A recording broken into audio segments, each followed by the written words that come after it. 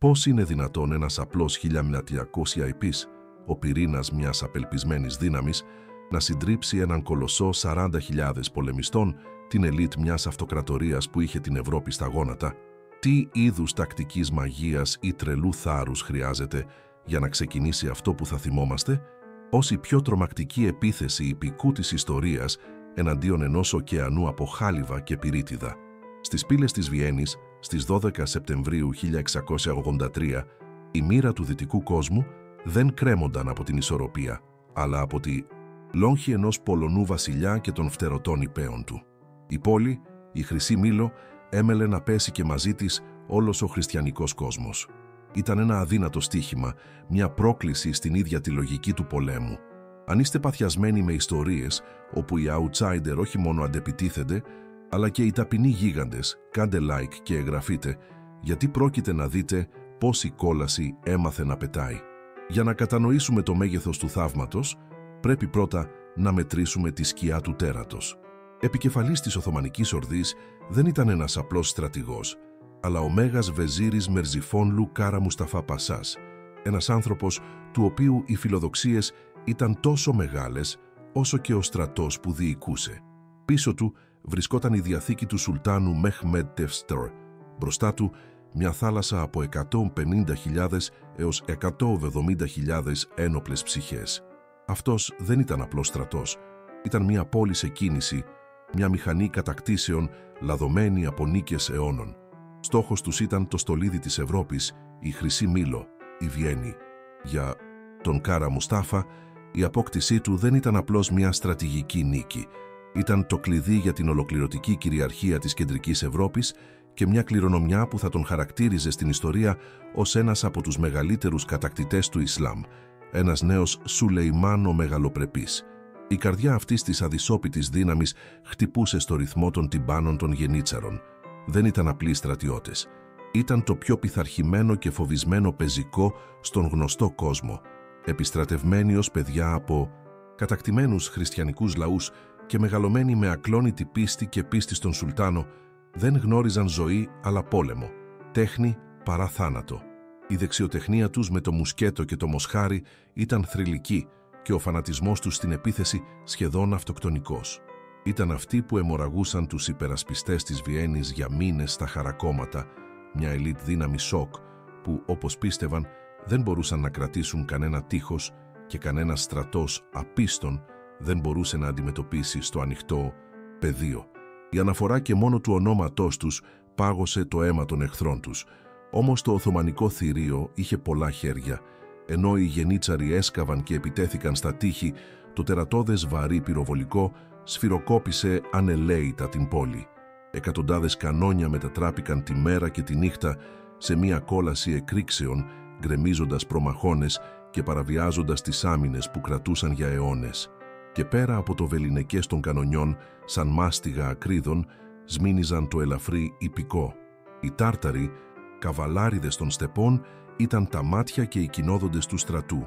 Άρχοντες των επιδρομών και των ενέδρων είχαν κάψει και λεηλατήσει ολόκληρη την Αυστριακή ύπαιθρο, αποκόπτοντας τη Βιέννη από τον κόσμο και διασφαλίζοντας ότι καμία νιοπομπή ανεφοδιασμού ή μικρό σώμα βοήθειας δεν θα μπορούσε καν να πλησιάσει την περίμετρο της πολιορκίας. Ήταν ο τρόμος πριν από την καταιγίδα. Το κίνητρο που οδήγησε αυτή την ανθρώπινη παλήρια ήταν ένας ισχυρός συνδυασμός πίστης, καθήκοντος και απληστίας.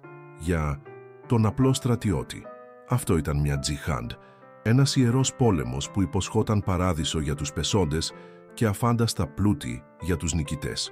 Τα λάφυρα της Βιέννης, μιας από τις πλουσιότερες πόλεις της Ευρώπης, ήταν μια φαντασίωση που τροφοδότησε την αντίστασή τους κατά τη διάρκεια της μακράς και κουραστικής πολιορκίας. Για τους διοικητές και τον Σουλτάνο ήταν το αποκορύφωμα της επέκτασης της Οθωμανικής Αυτοκρατορίας, το τελειωτικό χτύπημα για τον αρχαίο αντίπαλό της, την Αγία Ρωμαϊκή Αυτοκρατορία των Αψβούργων. Η πτώση της Βιέννης όχι μόνο θα άνοιγε τις πόρτες στη Γερμανία και την Ιταλία, αλλά θα ήταν αδιάψευστη απόδειξη της ανωτερότητας της αυτοκρατορίας και της πίστης τους. Η νίκη δεν ήταν μια πιθανότητα, ήταν το προφανές πεπρωμένο τους. Και απέναντι σε αυτόν τον Γολιάθ της πυρίτιδας και του χάλιβα, στάθηκε ένας αυτοσχέδιος Δαβίδ, μια συμμαχία που σφυριλατήθηκε στην απόγνωση. Ο Ιερός Σύνδεσμος δεν ήταν ένας ενιαίος στρατός, αλλά ένα βιαστικά συναρμολογημένο συνονθήλευμα στρατευμάτων, ένα συνονθήλευμα Πολωνών, Αυστριακών και Γερμανών με διαφορετικές πίστεις, γλώσσες και στρατιωτικά δόγματα. Η συνολική του δύναμη, μεταξύ 70.000 και 80.000 ανδρών, ήταν μόλις το μισό του Οθωμανικού στρατού. Υπήρχαν υπεράριθμοι, υπεροπλισμένοι και έφτασαν εξαντλημένοι μετά από μια αναγκαστική πορεία για να φτάσουν στη Βιέννη πριν πέσει.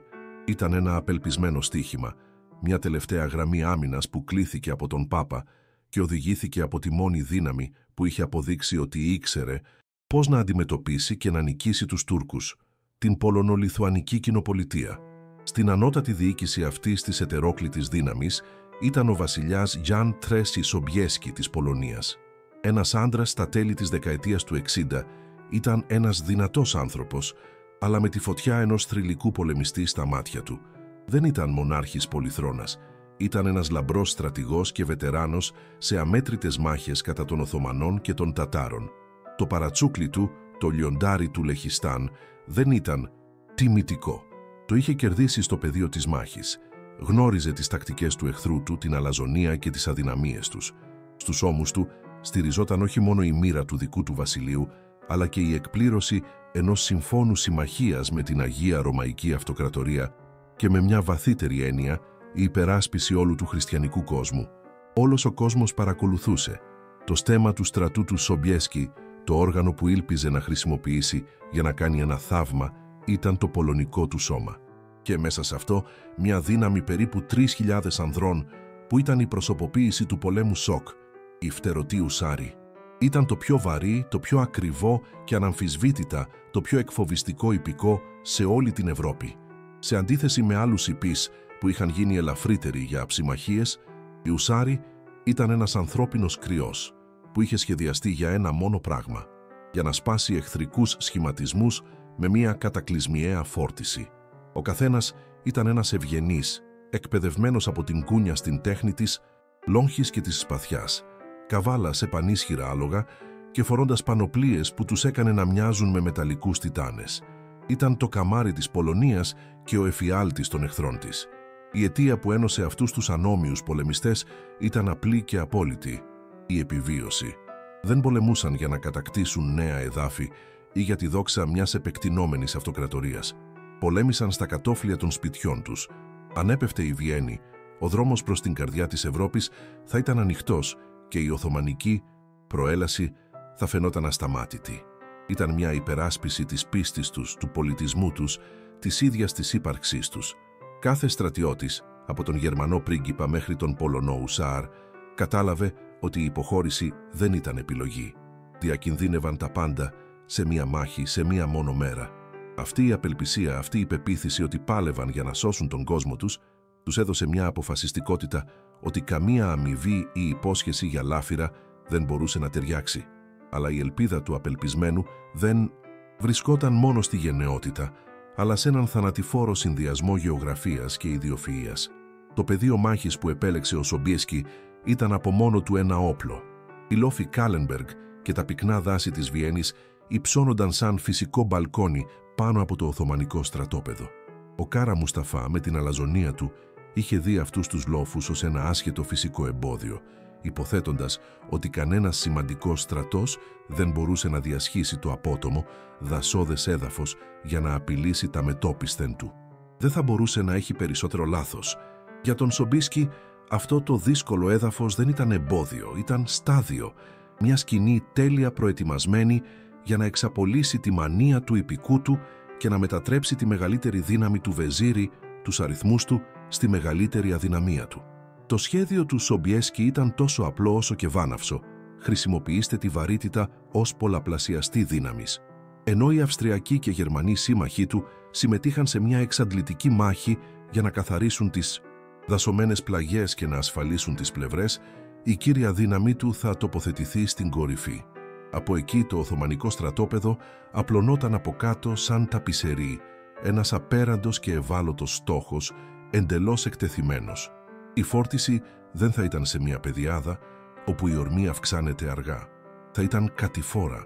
Κάθε άλογο, κάθε αναβάτης, κάθε λόγχη θα επιτάχυνε με τρομακτική ταχύτητα, μετατρέποντας το φορτίο του ιππικού σε μια χιονοστιβάδα από άνδρες και ατσάλι. Η ιδιοφυΐα δεν βρισκόταν μόνο στην επίθεση, αλλά στο πώς και από πού, μεταμορφώνοντας το τοπίο στον πιο ισχυρό σύμμαχό τους. Το κύριο όργανο για την εκτέλεση αυτής της συμφωνίας καταστροφής ήταν το κύριο εργαλείο του φτερωτού Ουσάρ. Αντίγραφο δεν ήταν μια συνηθισμένη λόγχη. Ήταν ένα αριστούργημα πολεμικής μηχανικής. Με μήκος έως και 6 μέτρα, ήταν σημαντικά μακρύτερο από οποιονδήποτε οθωμανικό λούτσο πεζικού ή λόγχη, διασφαλίζοντας ότι η πρώτη επαφή θα ήταν πάντα υπέρ των Ουσάρων. Ο σχεδιασμός του ήταν έξυπνος, ένα σκύλος πυρήνας για να το κάνει πιο ελαφρύ και πιο ευέλικτο, αλλά με αιχμή από σκληρημένο χάλιβα, ικανό να τρυπήσει την πανοπλία. Σχεδιάστηκε για κρούση, για να μεταφέρει όλη την κινητική ενέργεια του καλπασμού σε ένα μόνο καταστροφικό σημείο πριν θρηματιστεί, αφήνοντας τον αναβάτη ελεύθερο να τραβήξει το σπαθί του και να συνεχίσει τη σφαγή στο χάος που είχε δημιουργήσει. Και μετά ήταν τα φτερά, το στοιχείο που ανύψωσε τους Ουσάρους από επίλεκτους στρατιώτες σε τρομακτικές οπτασίες. Όχι, δεν ήταν για να πετούν. Ο σκοπός τους ήταν πολύ πιο ρεαλιστικός και απέσιος, ο ψυχολογικός πόλεμος. Στερεωμένες στην πλάτη ή στη σέλα του αναβάτη, αυτές οι ξύλινες κατασκευές στολισμένες με φτερά αετού δημιουργούσαν μια επιβλητική σιλουέτα, κάνοντας κάθε άνθρωπο να φαίνεται μεγαλύτερος και πιο απόκοσμος. Όμως η αληθινή τους μαγεία απελευθερώθηκε κατά τη διάρκεια της κατηγορίας. Ο αέρας, περνώντας μέσα από τα φτερά με μεγάλη ταχύτητα, παρήγαγε έναν θόρυβο, έναν περίεργο και ανατριχιαστικό βρυχυθμό που πολλαπλασιαζόταν κατά χιλιάδες. Για τον εχθρό στο έδαφος ήταν ο ήχος του ίδιου του θανάτου που κατέβαινε επάνω τους, μια αφύσικη σύγκρουση βροντής που τρομοκρατούσε τους ανθρώπους και το σημαντικότερο, τρόμαξε τα άλογά τους, σπάζοντας τη συνοχή του εχθρικού ιππικού πριν καν την πρώτη πρόσκρουση. Το βράδυ πριν από τη μάχη είχε έντονες αντιθέσεις.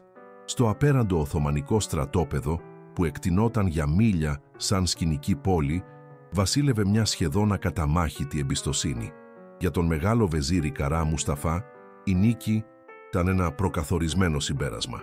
Πολιορκούσε τη Βιέννη για μήνες, με τα κανόνια του να έχουν γκρεμίσει τμήματα των τυχών και οι ανθρακορίχοι του να σκάβουν σύραγγες κάτω από τους προμαχώνες για την τελική επίθεση. Οι αναφορές για μια δύναμη ανακούφισης που κινείται μέσα στα δάση ήταν ανησυχητικές, ναι, αλλά όχι ανησυχητικές. Στο μυαλό του, κανένας ευρωπαϊκός στρατός δεν θα τολμούσε να εξαπολύσει κατά μέτωπο επίθεση ενάντια στη δύναμή του. Η νύχτα πέρασε, σύμφωνα με κάποιες μαρτυρίες, στην πολυτελή σκηνή του, σχεδιάζοντας όχι την επικείμενη μάχη, αλλά πώς θα λαιλατούσε τη Βιέννη και ποιον θα εκτελούσε πρώτος. Ήταν η ηρεμία μιας αλαζονίας που έμελε να τιμωρηθεί από την ιστορία. Εν τω μεταξύ, στις κρύες, σκοτεινές πλαγιές του Vienna Woods, η ατμόσφαιρα ήταν εντελώς διαφορετική. Δεν υπήρχε χλειδί εδώ, μόνο η ψυχρολουσία και η ήσυχη αποφασιστικότητα του Ιερού Συνδέσμου. Η προέλαση μέσα από το πυκνό δάσος ήταν ένας εφιάλτης διοικητικής μέριμνας, ένας εξαντλητικός κύκλος ορών που άνοιξε ένα μονοπάτι για το πεζικό, το ιππικό και τα κανόνια. Οι στρατιώτες ήταν εξουθενωμένοι, πεινασμένοι και μουσκεμένοι από την πρόσφατη βροχή. Ο αέρας ήταν πυκνός από απτή ένταση, ένα μείγμα φόβου και αποφασιστικότητας. Μπορούσαν να ακούσουν τον απόϊχο του ανελαίτου οθωμανικού βομβαρδισμού της πόλης, ένας πένθυμος παλμός που τους υπενθύμιζε ότι κάθε λεπτό καθυστέρησης στοίχιζε ζωές. Στη σύνοδο κορυφής, ο Γιάν Σομπιέσκι και οι διοικητές του πέρασαν τη νύχτα σε επαγρύπνηση, παρακολουθώντας τις χιλιάδες εχθρικές πυρκαγιές από κάτω, οριστικοποιώντας τις λεπτομέρειες ενός τζόγου που θα καθόριζε το μέλλον του κόσμου τους. Με το πρώτο φως στις 12 Σεπτεμβρίου άρχισε η μάχη, αλλά δεν ήταν με τη βροντή μιας επικής επίθεσης, αλλά με τον θαμπό, βάναυσο ήχο της άγριας μάχης στον λαβύρινθο του Vienna Woods. Γύρω στις 4 π.μ. οι δυνάμεις του Holy League ξεκίνησαν την αργή, επώδυνη κατηφόρα τους. Το έδαφος ήταν εχθρός τους, όσο και οι Οθωμανοί. Το αυστριακό και το γερμανικό πεζικό αναγκάστηκαν να πολεμήσουν για κάθε εκατοστό εδάφους, μπερδευόμενοι σε μια σειρά από χαοτικές και αιματηρές αψιμαχίες ανάμεσα στα δέντρα και τους αμπελώνες, ενάντια στα Οθωμανικά φυλάκια. Μοσχοβολάκος ανακατεύτηκε με την πρωινή ομίχλη, δημιουργώντας μια μπερδεμένη και κλειστοφοβική σκηνή. Το μεγάλο σχέδιο του Σομπιέσκι εξαρτιόταν από το να βγει από αυτή την πράσινη κόλαση, αλλά το δάσος δεν επρόκειτο να τα παρατήσει εύκολα. Όλο το πρωί και μέχρι το απόγευμα η μάχη ήταν ένας εξαντλητικός και απελπισμένος αγώνας για τον έλεγχο των πλαγιών. Οι δυνάμεις του Δούκα Καρόλου της Λορένης, στο αριστερό πλευρό, συνετρίβει στη λυσαλέα Οθωμανική αντίσταση που ήταν εδρεωμένη στα χωριά Νούσντορφ και Χάιλιγενστάντ. Οι μάχες ήταν σε κοντινή απόσταση, μια σφαγή από ξυφολόγχες, σπαθιά και πυροβολισμούς από κοντινή απόσταση. Οι Οθωμανοί εξαπέλυσαν πολλές σφοδρές αντεπιθέσεις, προσπαθώντας να οθήσουν τις αυτοκρατορικές δυνάμεις πίσω στο λόφο. Για τους άνδρες του Ιερού Συνδέσμου η νίκη φάνταζε μακρινή. Κέρδιζαν έδαφος, αλλά με τρομερό κόστος και παγετώδη ταχύτητα. Κάθε ώρα που περνούσε ήταν άλλη μια ώρα έως ότου οι υπερασπιστές της Βιέννης πέθαιναν από την πείνα ή από μια τελική επίθεση. Ενώ αυτή η άγρια μάχη μένονταν στους λόφους, ο Μέγας Βεζίρης Καρά Μουσταφά Πασάς έκανε το λάθος που θα σφράγισε τη μοίρα του. Από το πολυτελές κεντρικό διοικητήριο του παρακολουθούσε τη μάχη με ένα μείγμα εκνευρισμού και περιφρόνησης. Πεπισμένος ότι η κύρια απειλή δεν μπορούσε να προέλθει από τους λόφους και, έχοντας αιμονή με την επικείμενη πτώση της πόλης, αρνήθηκε να αλλάξει τα σχέδιά του. Κράτησε τα επίλεκτα στρατεύματά του, τους ανίκητους γενίτσαρους, στα χαρακόμματα μπροστά στη Βιέννη, προετοιμάζοντας την επίθεση που θα του έφερνε αιώνια δόξα. Θεωρούσε τις μάχες στα μετώπισθεν του σαν μια απλή απόσπαση της προσοχής, μια ενόχληση που μπορούσαν να αντιμετωπίσουν τα πλευρικά του στρατεύματα. Με την αλαζονία του δεν κατάφερε να δει το σφυρί να πλανάται από πάνω του. Είδε μόνο το αμόνι που ήταν έτοιμος να χτυπήσει. Τελικά γύρω στις 4 το απόγευμα, μετά από σχεδόν 12 ώρες άγριων και ανελαίητων μαχών, η κόλαση των δασών άρχισε να σβήνει. Το πεζικό του Ιερού Συνδέσμου, με τρομερό κόστος σε αίμα και υδρότα, είχε πετύχει τον στόχο του. Οι τελευταίες Οθωμανικές μονάδες εκδιώχθηκαν από τις πλαγιές και αναγκάστηκαν να επιστρέψουν στην πεδιάδα, αφήνοντας το υψηλό έδαφος στα χέρια του συνασπισμού. Μία αφύσικη σιωπή έπεσε πάνω από το πεδίο της μάχης, καθώς οι εξουθενωμένοι πεζοί εξασφάλιζαν τις θέσεις τους, είχαν κάνει το κομμάτι τους, άνοιξαν το δρόμο, είχαν δημιουργήσει το σκηνικό για την τελική πράξη και τώρα, στην κορυφή των λόφων, το σφυρί ήταν έτοιμο να πέσει. Τότε ήταν που συνέβη η στιγμή του Σομπιέσκι. Ο Πολωνός βασιλιάς, μαζί με τους Γερμανούς πρίγκιπες και τους στρατάρχες τους, έφτασαν στην άκρη του οροπεδίου. Πριν από τα μάτια του ξετυλίγονταν ένα θέαμα που κανένας στρατηγός δεν μπορούσε να ονειρευτεί. Το τεράστιο Οθωμανικό στρατόπεδο με τις χιλιάδες σκηνές, το πολιορκητικό πυροβολικό και τα εφεδρικά στρατεύματα βρισκόταν εντελώς ανοιχτό και ευάλωτο. Ο απογευματινός ήλιος είχε αρχίσει να δύει, βάφοντας τον ουρανό πορτοκαλί και δημιουργώντας μακριές σκιές. Ο Σομπιέσκι, παρατηρώντας το χάος και την απροετοιμασία του εχθρού του, είδε μια χρυσή ευκαιρία. Ήταν εκείνη τη στιγμή, σύμφωνα με το μύθο, που παρέφρασε τον Ιούλιο Καίσαρα με θεϊκή ταπεινοφροσύνη, δηλώνοντας «Ήρθα, είδα, ο Θεός κέρδισε. Ήρθα, είδα και ο Θεός νίκησε». Η ώρα της κρίσης είχε φτάσει. Στις 5 μηνεμεραμέστρα δόθηκε η εντολή. Ένα κανόνι σήμα φούντωσε από την κορυφή του λόφου και 18.000 υπείς άρχισαν να κινούνται. Δεν ήταν μια χαοτική έκρηξη, αλλά ένας πειθαρχημένος και τρομακτικός ελιγμός. Σε ένα μέτωπο σχεδόν 3 χιλιόμετρων, η μεγαλύτερη γραμμή ιππικού που συγκεντρώθηκε ποτέ στην ιστορία του πολέμου, ξεκίνησε την κάθοδό της. Στην αριστερή πλευρά, οι αυστριακές και γερμανικές κουρτίνες. Στο κέντρο και δεξιά, το πανίσχυρο πολωνικό ιππικό. Ξεκίνησαν με μία βόλτα, μετά μεταπήδησαν σε ένα ελεγχόμενο τρότ, με τους διοικητές τους να φροντίζουν ώστε η γραμμή να συγκρατείται, σαν μια μοναδική γιγάντια λεπίδα γκιλοτίνας που έμελε να πέσει. Ήταν ένα θέαμα οργανωμένης στρατιωτικής ισχύος σε κλίμακα που αψηφούσε τη φαντασία. Καθώς κατέβαιναν τις πιο ήπιες πλαγιές και το έδαφος άνοιγε μπροστά τους, ο ρυθμός επιταχύνθηκε. Το τρότ μετατράπηκε σε καλπασμό και τελικά σε βροντερή φόρτιση ολοταχώς. Το ίδιο το έδαφος φαινόταν να σύεται από την πρόσκρουση περισσότερων από 70.000 όπλων. Η βροντή ήταν εκκοφαντική, μια καταιγίδα από άλογα γριλίζι, πολεμικές κραυγές και πάνω απ' όλα ένας νέος και τρομακτικός ήχος άρχισε να γεμίζει τον αέρα. Για τα Οθωμανικά στρατεύματα στην Πεδιάδα, που μόλις ανασυντάχθηκαν από τις μάχες στο δάσος, το θέαμα ήταν αποκαλυπτικό. Δεν ήταν επίθεση, ήταν ένας κατακλυσμός. Μια χιονοστιβάδα από σίδερο, ατσάλι και μανία τους κυριεύει, ασταμάτητη, αναπόφευκτη. Επικεφαλής αυτής της ανθρώπινης παλήριας, σαν το διαμάντι μιας λόγχης 18.000 ατόμων, καβάλισαν οι 3.000 Πολωνοί φτερωτοί ουσάροι. Με τον βασιλιά Τζαν Τρέσι Σομπιέσκι κοντά στο μέτωπο, σχημάτισαν μια σφήνα από ατσάλι και φτερά που προοριζόταν να σπάσει την πλάτη του Οθωμανικού στρατού. Την τελευταία στιγμή πριν από την πρόσκρουση, χιλιάδες λόγχες αντίγραφο κατέβηκαν από κοινού, δημιουργώντας ένα δάσος από ατσάλινες αιχμές που έτρεχαν με αυτοκτονική ταχύτητα. Το σφύριγμα των φτερών τους μετατράπηκε σε εκκοφαντικό βρυχυθμό, ο ήχος της αποκάλυψης στους καβαλάριδες των Σιπάχη και στο Οθωμανικό πεζικό που στάθηκαν εμπόδιο στο δρόμο τους. Δεν αντιμετώπιζαν εφήπους, αντιμετώπιζαν μία δύναμη της φύσης, ένα γεγονός εξαφάνισης συγκεντρωμένο σε ένα μόνο καταστροφικό σημείο πρόσκρουσης.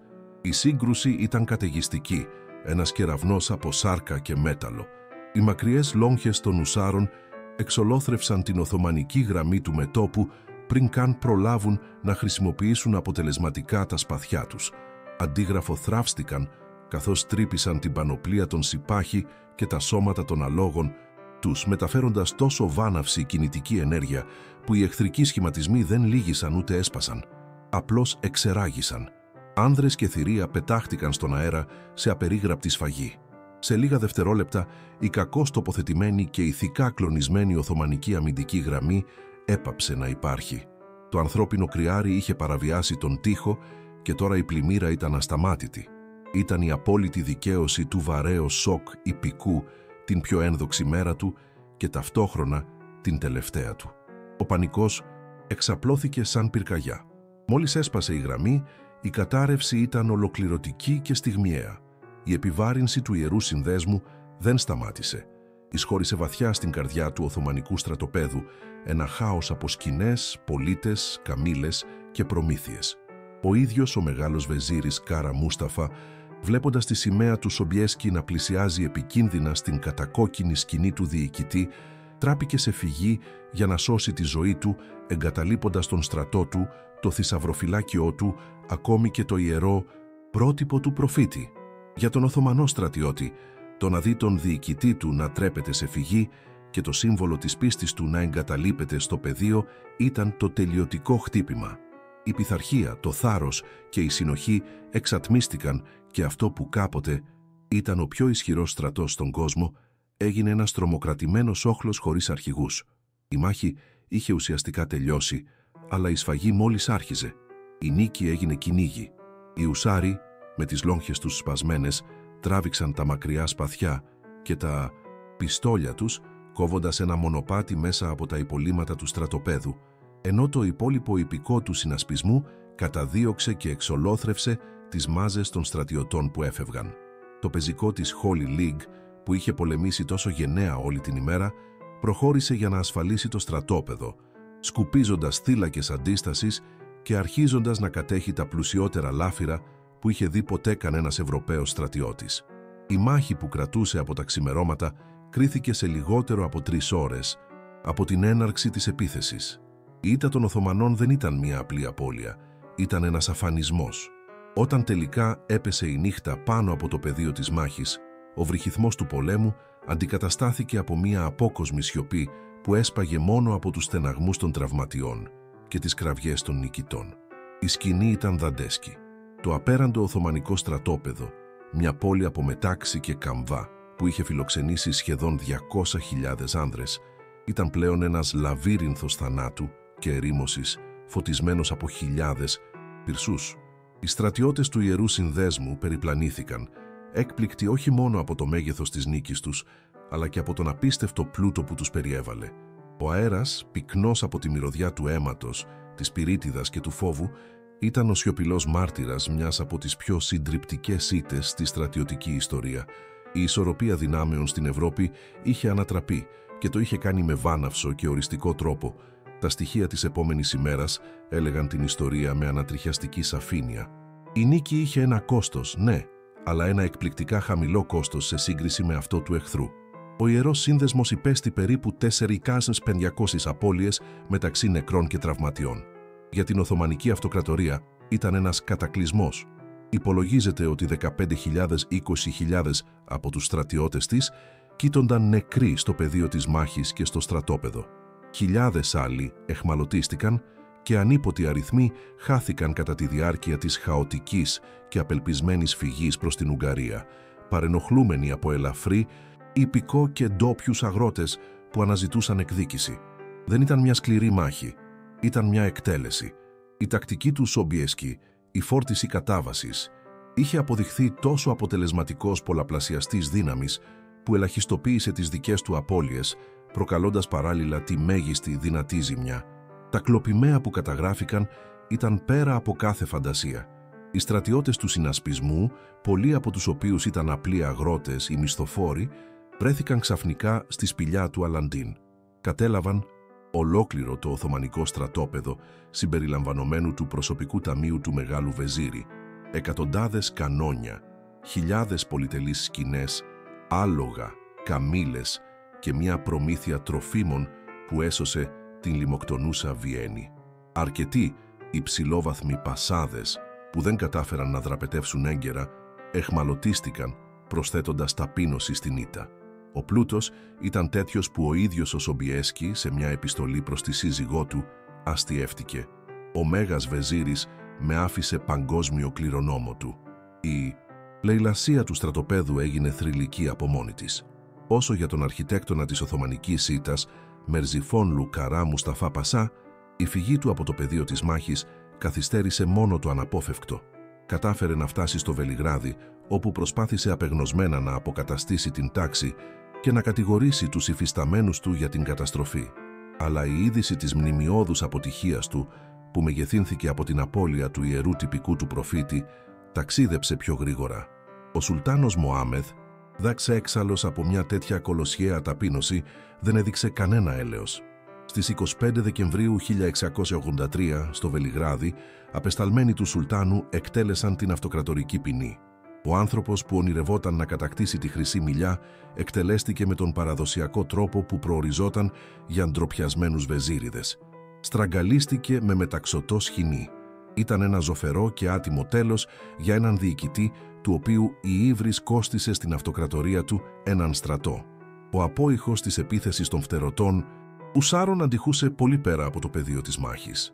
Η μάχη της Βιέννης δεν ήταν απλώς μια νίκη, ήταν μια σεισμική καμπή στην παγκόσμια ιστορία. Για 300 χρόνια η Οθωμανική Αυτοκρατορία ήταν μια επεκτηνόμενη παλήρια που φαινόταν ασταμάτητη, χτυπώντας 2 φορές την καρδιά της Ευρώπης. Η 10η Σεπτεμβρίου 1683 σηματοδότησε το αποκορύφωμα αυτής της παλήριας. Από εκείνη την ημέρα, η προέλαση των Οθωμανών στην Ευρώπη σταμάτησε για πάντα. Η συντριπτική ήττα γκρέμισε την άβρα του αίτητου που τρομοκρατούσε τον χριστιανικό κόσμο για γενιές.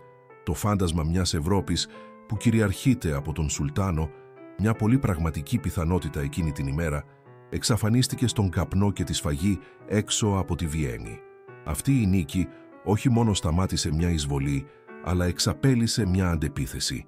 Ενθαρρυμένος από αυτή την επιτυχία, ο Ιερός Σύνδεσμος μετατράπηκε από απελπισμένη άμυνα σε συντονισμένη επίθεση, ξεκινώντας τον Μεγάλο Τουρκικό Πόλεμο. Για τα επόμενα 16 χρόνια, οι δυνάμεις του συνασπισμού θα οθούσαν συστηματικά τους Οθωμανούς προς τα νότια, ανακατακτώντας τεράστιες περιοχές που βρίσκονταν υπό τουρκική κυριαρχία για περισσότερο από 1,5 αιώνα, συμπεριλαμβανομένης ολόκληρης της Ουγγαρίας. Η ισορροπία δυνάμεων άλλαξε οριστικά.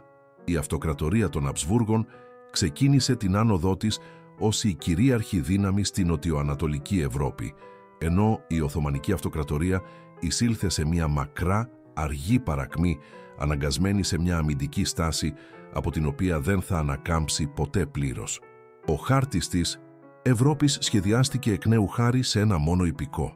Κατά ειρωνικό τρόπο, η στιγμή της μεγαλύτερης δόξας για το βαρύ ιππικό ήταν επίσης το κύκνιο άσμα του.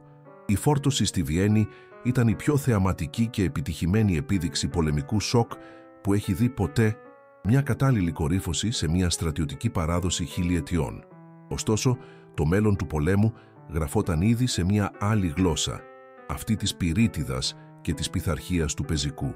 Η άνοδος των συνταγμάτων σωματοφυλάκων που εκπαιδεύτηκαν να πυροβολούν σε συντονισμένους σάλβους και να αμήνονται με σχηματισμούς ξυφολόγχης έκανε τις μαζικές επιδρομές ιππικού όλο και πιο δαπανηρές και επικίνδυνες. Η Βιέννη ήταν η τελευταία και μεγαλύτερη από τις μεσαιωνικές μάχες, μια ένδοξη ανομαλία στο κατόφλι της εποχής του σύγχρονου πολέμου. Ο φτερωτός Ουσάρ είχε κερδίσει τη μάχη, αλλά ο πεζός στρατιώτης θα κέρδιζε το μέλλον.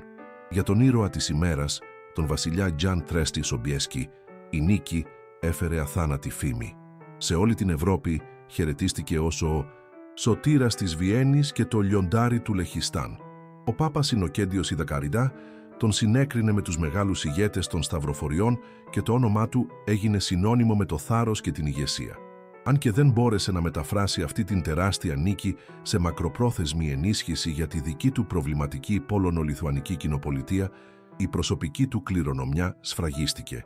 Εμφανίστηκε ως ένας από τους μεγαλύτερους πολεμιστές βασιλιάδες στην πολωνική και ευρωπαϊκή ιστορία, ο άνθρωπος που, στη μεγαλύτερη ώρα ανάγκης, ένωσε ξανά μια διαιρεμένη Ευρώπη και την οδήγησε σε μία από τις πιο αποφασιστικές της νίκες. Με τον καιρό, η μάχη έγινε ιδρυτικός μύθος. Για την Πολωνία, η κατηγορία των Ουσάρων στη Βιέννη είναι, μέχρι σήμερα, ένας πυλώνας εθνικής υπερηφάνειας, τη στιγμή που το έθνος τους, με το ανδρείο και το επίλεκτο ιππικό του, έσωσε τον δυτικό πολιτισμό. Για την Αυστρία και μεγάλο μέρος της Ευρώπης, έγινε η οριστική ιστορία αντίστασης ενάντια σε μια υπαρξιακή απειλή την ημέρα που η Δύση ενώθηκε για να αποθήσει την Ανατολή στο κατόφλι της. Αυτή η αφήγηση μιας σύγκρουσης πολιτισμών με τη Βιέννη ως το αποφασιστικό πεδίο μάχης για την ψυχή της Ευρώπης έχει αντέξει για περισσότερους από 3 αιώνες μια επική ιστορία θάρρους ενάντια σε αδύνατες πιθανότητες που συνεχίζει να εχμαλωτίζει και να εμπνέει. Μέσα στα τείχη της Βιέννης η νίκη χαιρετίστηκε όχι με βρυχυθμό, αλλά με έναν συλλογικό αναστεναγμό δυσπιστίας και ανακούφισης. Για μήνες, οι πολίτες και οι αποδεκατισμένοι φρουρά της είχαν ζήσει μια κόλαση βομβαρδισμών, πείνας και αρρώστων. Ήταν μόνο μέρες, ίσως και ώρες, μακριά από την ολοκληρωτική παράδοση ή μια τελική επίθεση που θα τους είχε εξοντώσει. Όταν οι καμπάνες του καθεδρικού ναού του Αγίου Στεφάνου άρχισαν να χτυπούν, ανήγγυλαν όχι μια μακρινή νίκη, αλλά τη σωτηρία στην πιο αγνή της μορφή. Ο κόσμος ξεχύθηκε στους δρόμους, πεθαμένος και πεινασμένος, για να επεφημίσει τους απελευθερωτές του. Η συνάντηση μεταξύ του Κόμι Φον Στάρχμπεργκ, του διοικητή της άμυνας, και του βασιλιά Σομπιέσκι ήταν μια στιγμή βαθύ συμβολισμού. Ο εξαντλημένος υπερασπιστής απέτησε φόρο τιμής στον σωτήρα που είχε φτάσει την 11η ώρα. Για τον αυτοκράτορα της Αγίας Ρωμαϊκής Αυτοκρατορίας, Λεοπόλδο Άτα, ο οποίος είχε εγκαταλείψει την πρωτεύουσά του πριν από την πολιορκία, η νίκη ήταν ένα άνευ προηγουμένου πολιτικό όφελος. Επέστρεψε σε μια σωζόμενη πόλη και γρήγορα τοποθετήθηκε ως ο κύριος ωφελούμενος του θριάμβου. Αν και η νίκη επιτεύχθηκε με συνασπισμό, με τους Πολωνούς να παίζουν τον πιο αποφασιστικό και θεαματικό ρόλο, η μηχανή προπαγάνδας των Αμπσβούργων εργάστηκε για να επικεντρώσει την αφήγηση στην άμυνα της αυτοκρατορίας. Μακροπρόθεσμα, η νίκη επί των Οθωμανών επέτρεψε στους Αμπσβούργους να εδραιώσουν την εξουσία τους στην Ουγγαρία και τα Βαλκάνια, μετατρέποντας την πολυεθνική αυτοκρατορία τους στη μεγάλη δύναμη της κεντρικής και ανατολικής Ευρώπης. Κατά ηρωνικό τρόπο, οι Πολωνοί έσωσαν μια αυτοκρατορία που, έναν αιώνα αργότερα, θα συμμετείχε στον διαμελισμό της Πολωνίας. Για την Πολωνία, η νίκη στη Βιέννη ήταν ένα τραγικό παράδοξο. Αντιπροσώπευε το ζενήθ της στρατιωτικής του ισχύος και του διεθνούς κύρους του, ένα κατόρθωμα που του χάρισε τον τίτλο του «Αντιτιχογραφικός χριστιανισμός», το προπύργιο του χριστιανικού κόσμου.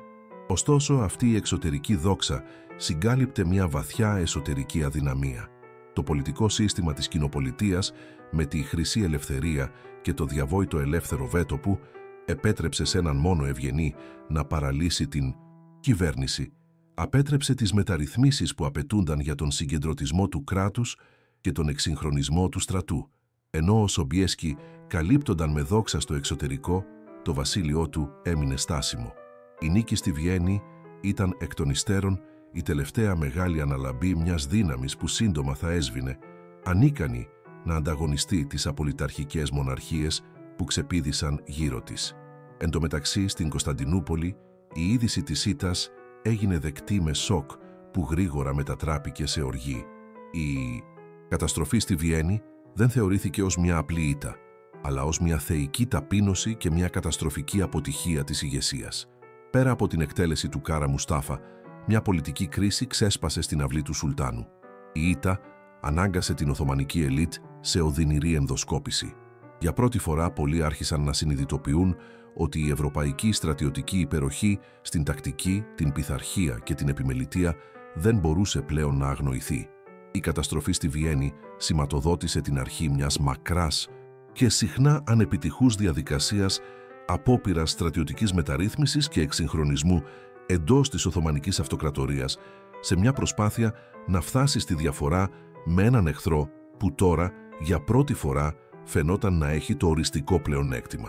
Έτσι, η μάχη έχει γίνει ένας καμβάς πάνω στον οποίο έχουν προβληθεί αμέτρητα νοήματα ανά τους αιώνες. Για κάποιους είναι απόδειξη της χριστιανικής ενότητας απέναντι σε μια κοινή απειλή. Για άλλους είναι ένα παράδειγμα πολωνικής ανδρείας που προδόθηκε από τους γείτονές της. Και σε πιο πρόσφατους χρόνους, η μνήμη του έχει επικαλεστεί πολιτικές ομάδες για την κατασκευή αφηγήσεων μιας αιώνιας σύγκρουσης πολιτισμών μεταξύ του Ισλάμ και της Δύσης. Η πραγματικότητα, όπως πάντα, είναι πιο σύνθετη, αλλά η δύναμη του μύθου της Βιέννης έγκυται ακριβώς στην ικανότητά του να επαναδιηγείται ως μια επική ιστορία μιας ημέρας που όλη η ιστορία φαινόταν να στρέφεται στον άξονα μιας και μόνο επίθεσης ιππικού με τη μοίρα του κόσμου να κρέμεται στην ισορροπία. Αλλά ίσως η πιο απροσδόκητη και διαρκής κληρονομιά αυτής της επικής νίκης δεν βρέθηκε σε βιβλία ιστορίας ή σε επανασχεδιασμένους χάρτες της Ευρώπης, αλλά σε κάτι πολύ πιο ταπεινό. Όταν οι νικητές στρατιώτες ξεκίνησαν το μνημιώδες έργο της καταγραφής των κλοπημαίων από το Οθωμανικό στρατόπεδο ανάμεσα στα κοσμήματα, τα όπλα και τα μετάξια, βρήκαν εκατοντάδες σάκους γεμάτους με παράξενους, σκούρους, αρωματικούς κόκκους. Κανείς δεν ήξερε τι ήταν. Οι στρατιώτες, αφού τα δοκίμασαν, τα βρήκαν πικρά και άπιαστα. Το γενικό συμπέρασμα ήταν ότι ήταν κάποιο είδος εξωτικής τροφής για καμήλες. Δόθηκαν διαταγές να τα κάψουν ή να τα ρίξουν στον Δούναβη, θεωρώντας τα άχρηστα λάφυρα μέσα σε τόσο πλούτο. Ήταν έτοιμοι να καταστρέψουν έναν θησαυρό πολύ διαφορετικού είδους. Όμως η μοίρα παρενέβη με τη μορφή ενός Πολωνού αξιωματικού, ονόματι Γέρζι Φραντσίσεκ Κουλτσίτσκι. Άνθρωπος του κόσμου, κατάσκοπος και διπλωμάτης, είχε περάσει χρόνια ζώντας ανάμεσα στους Οθωμανούς και μιλούσε άπτεστα τη γλώσσα τους. Κατά τη διάρκεια της πολιορκίας είχε αναλάβει αρκετές επικίνδυνες αποστολές, μεταμφιεσμένος σε Τούρκο στρατιώτη για να περάσει κρυφά μέσα από τις εχθρικές γραμμές και να μεταφέρει μηνύματα. Όταν είδε τα τσουβάλια να καταστραφούν, αναγνώρισε αμέσως το περιεχόμενό τους. Δεν ήταν φαγητό καμήλας. Ήταν ο καφές, το ποτό της επιλογής της αυτοκρατορίας που μόλις είχαν πολεμήσει. Όρμησε στους διοικητές και τους παρακάλεσε να μην τους καταστρέψουν. Με τη φήμη του ως ήρωα της πολιορκίας, ο Κουλτσίτσκι κατάφερε να πείσει τους ανωτέρους του. Ζήτησε να του παραχωρηθούν ως ανταμοιβή για τις γενναίες υπηρεσίες του όλα αυτά τα φαινομενικά άχρηστα σακιά.